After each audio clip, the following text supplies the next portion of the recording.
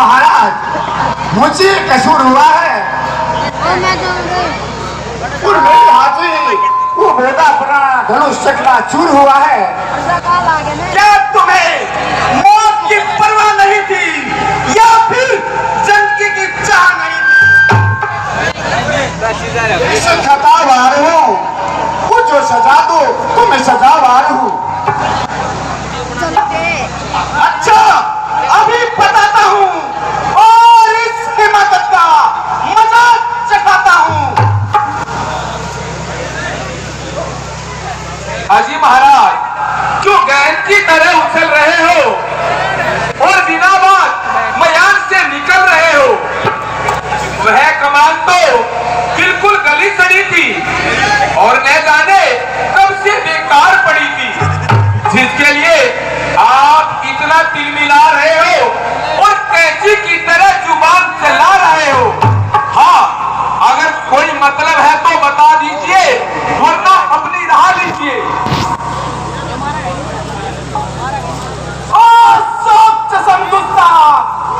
क्यों चिड़चिड़ करता है?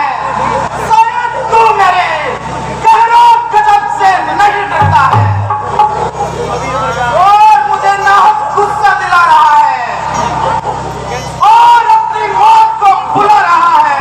बड़े बड़े बहादुर मेरे नाम की दुहाई लेते हैं और मेरे सामने से भागते दिखाई देते हैं।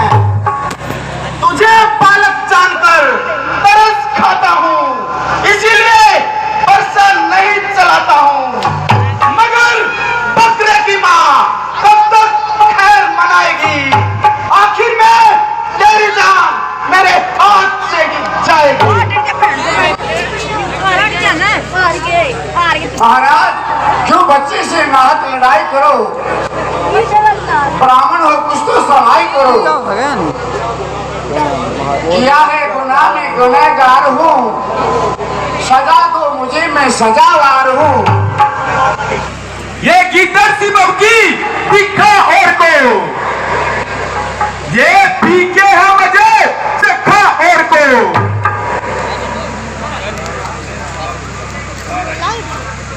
शरारत तेरी सांप बतला रही, मौत तेरे सिर पर मंडला रही।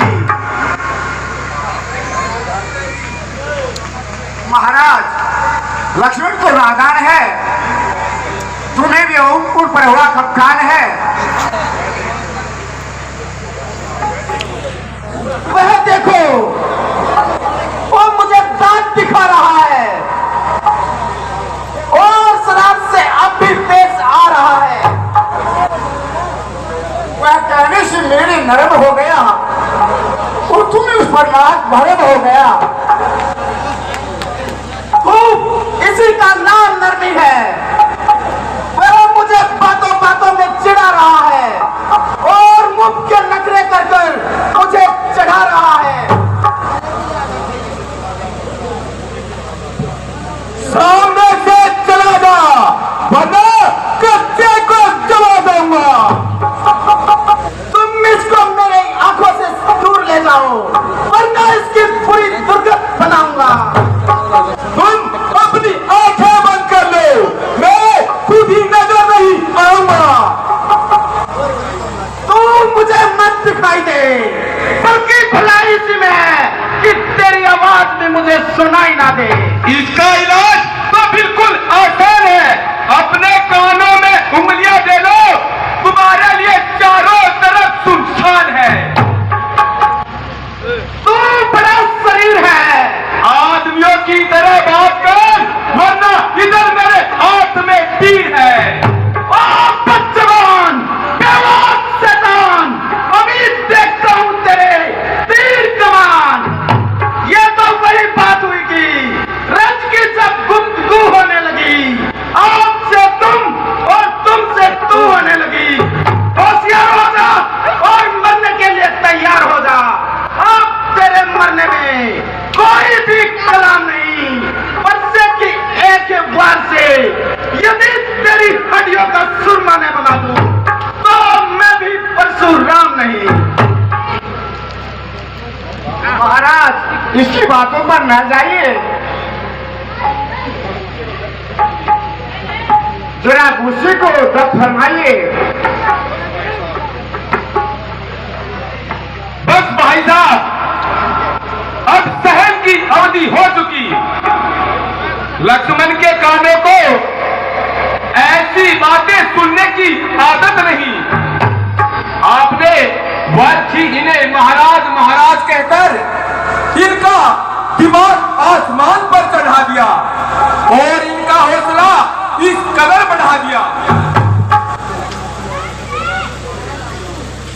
अब मुझे अवश्य तलवार संभालनी पड़ेगी और इसकी हवा दिमाग से निकालनी पड़ेगी।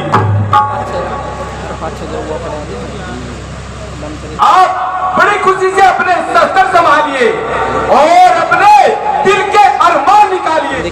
अरे राजा के लड़के, तुझे हुआ है क्या जो बात करना चाहता है? क्या मुझे नौतारी ब्राह्मण जाना जो मुझको डांटना चाहता है?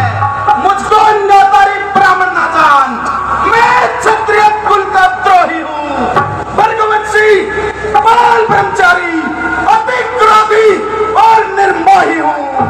मेरे इस खूनी परसे ने कई बार खून की नदी बहा दी है। 21 बार इस धरती पर लट्टाड़ी विधवा बना दी है। विख्यात सहस्र बाहु के भुजदंड काटने वाला है। मेरे इस परसे को तो देख, तेरा लहू चाटने वाला है।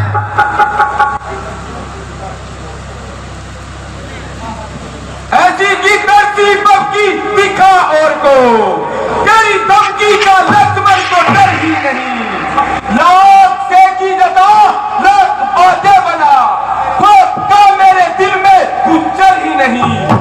और होंगे जिन्होंने तेरे सामने खौफ आया उठाया था सिर ही नहीं। तुझे बुद्धिल ही मिलते रहे आज तक, कोई आया बहादुर नजर ही नहीं। चाहे कम दिल हूं कम सीन हूं, ऐसी बातों का तो जिक्र ही नहीं। भाग जाऊं तेरे सामने से अगर, तो दशरथ पिता का पिछड़ ही नहीं। तू जितना छोटा है उतना ही ढीठ और खोटा है। जिस प्रकार सोने के लोटे में विष मिला मिला के घोटा है। अरे शंकर का धनुष तोड़कर गुमान करता बड़ा योद्धा बनने का, रानियों की गोद में खेला है, मुख नहीं देखा है लड़का।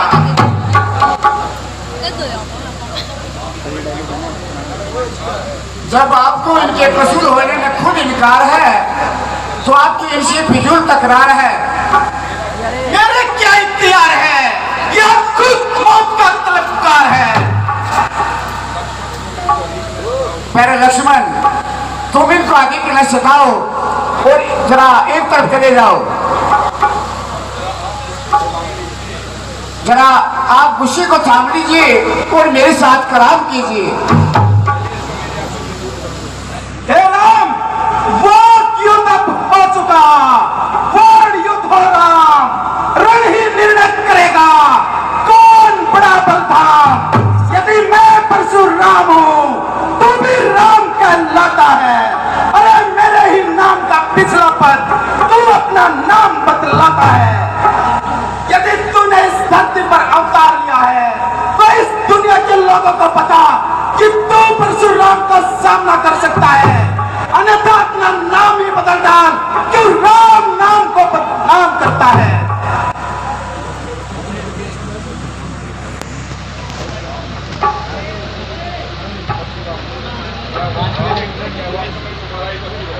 क्या वास्तव में तुम्हारा ही कसूर है?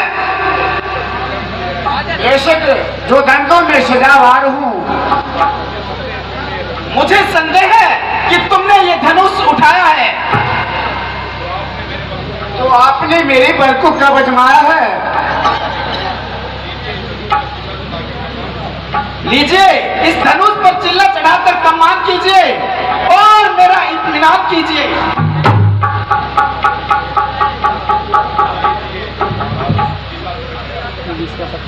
लीजिए महाराज, चिल्ला चढ़ गया। बस बस उतार दीजिए, मेरा इत्मीनान हो गया। मगर मेरा इत्मीनान तो नहीं हुआ। तुम्हारा इत्मीनान कैसा? हमारा इत्मीनान ऐसा, मेरा तीर जब कमान पर चढ़ जाता है तो किसी की जान लिए बगैर वापिस नहीं आता। तो यह किसकी जान लेगा? आपकी लेगा और किसकी? नहीं नहीं महाराज, ऐसा मत करना, मैं मर जाऊंगा। यह तीर तो आपको सहन करना पड़ेगा, मगर घबराओ मत, दूसरा तीर कदापि नहीं चलाऊंगा। मगर दूसरे की तो नौबत ही नहीं आएगी। क्या एक ही बार में जान निकल जाएगी? वाह, जान निकलने की आपने अच्छी कही। आधी जान तो मेरी अब भी नहीं रही।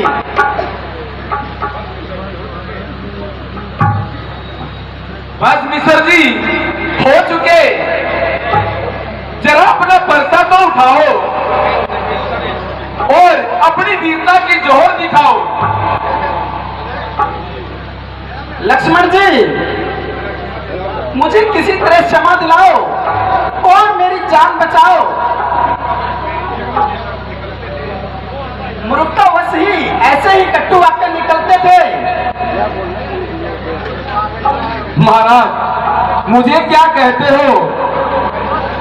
मैं तो तुम्हारी नजरों से दूर हूं और भैया से आपकी सिफारिश करने में मजबूर हूं।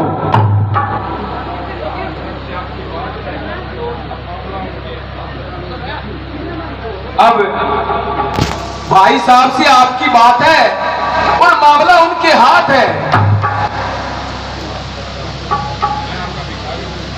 मैं आपका भिखारी हूं, मुझे जीवन दान दीजिए। तुमको तो अपनी बात की शरण नहीं, मगर शरण में आई शत्रु पर वार करना अक्षत्रिय का धर्म नहीं। परंतु तुम्हें एक शर्त पर छोड़ता हूं, आगे कभी अक्षत्रिय के सामने शस्त्र नहीं उठाओगे और इसी समय वृंदाचल वर्तमान में जा करके अपनी तपस्या करोगे। आपकी आज्ञा स्वीकार करता हूं और इस बात का इकरार करता हूं कि आगे शस्त्र नहीं उठाऊंगा और इसी समय विंध्याचल पर्वत पर चला जाऊंगा। अच्छा, जाइए कृपा निधान। मिसर जी, जरा भोजन तो करके जाना।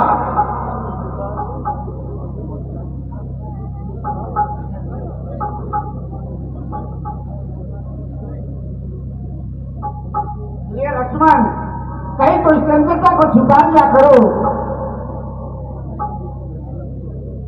बस दया रखो,